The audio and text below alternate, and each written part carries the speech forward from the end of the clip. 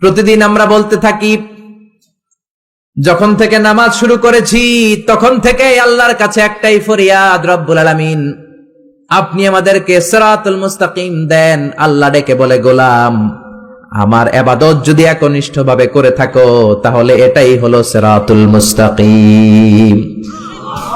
ওয়া আনি'বুদুনি হাযা সিরাতুম মুস্তাকিম। আমি আল্লাহর ইবাদত যদি তোমরা করো জেনে রাখবা তোমরা সিরাতুল মুস্তাকিমের উপরে আছো, ঠিক কি না?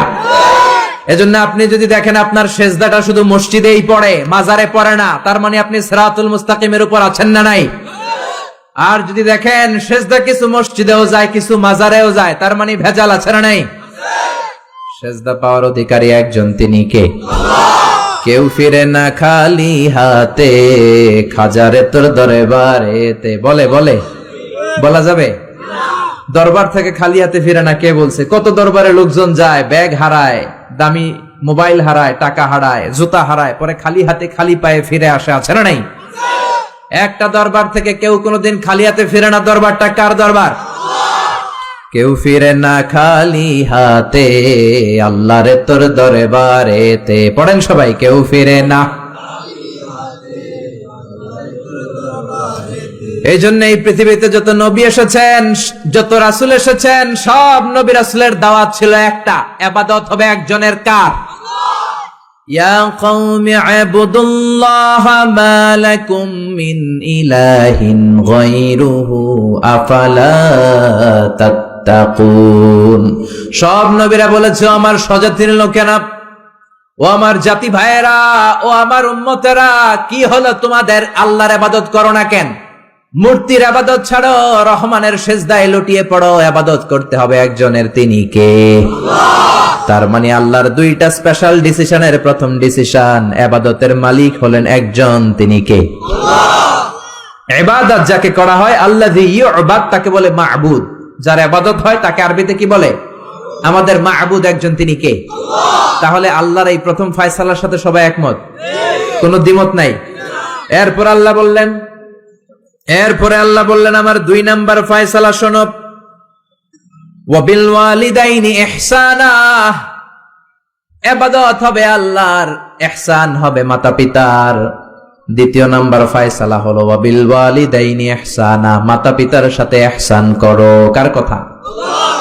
ইহসান মানে ভালো আচরণ, ইহসান মানে সদাচরণ, ইহসান মানে খেদমত, ইহসান মানে মা বাবার কাছে দোয়া চাওয়া, ইহসান মানে নিজের ক্ষমতা মা বাবার পায়ের সামনে বিছিয়ে দেয়া, ইহসান মানে রহমতের চাদর মায়ের পায়ের সামনে বিছিয়ে দেয়া। জোরে বলেন ঠিক কিনা? পৃথিবীর সব আল্লাহর ওলিগুলো যদি এই পুরো কোরআনুল কারীমকে খতম দিয়ে একটা গ্লাসের পানির মধ্যে ফু দেয়, আর আপনার মা যদি আরেকটা গ্লাসের পানির মধ্যে শুধু বিসমিল্লাহ বলে ফু দেয়, আল্লাহর কসম আপনার মায়ের দোয়াটা কবুল হয়ে যাবে, ঠিক কিনা? মায়ের দোয়া সবচেয়ে বড় দোয়া। অনেকে আছে ওই মা বাবার কাছে দোয়া চায় না। আরে আপনার বাবা আপনার বড় পীর সাহেব, আপনার মা আপনার বড় পীর সাহেব। মা বাবা থইয়া বাবার দরবারে যাইয়া বাবার দরবারের কবরের উপরে মশারি দিয়ে আসে, এরকম ডাকাত আছে না নাই? যে লোকটা মাজারে মশারি দেয়, দেখবেন ওর বাপেরে মশায় কামড়ায়, ওর মারে মশায় খায়, আছে না নাই? এজন্য আল্লাহ বললেন, আমার দ্বিতীয় ফয়সালা ওয়া বিল ওয়ালিদাইনি ইহসানা, মাতা পিতার সাথে ইহসান করবা। ইবাদত হবে আল্লাহর, ইহসান হবে মাতা পিতার।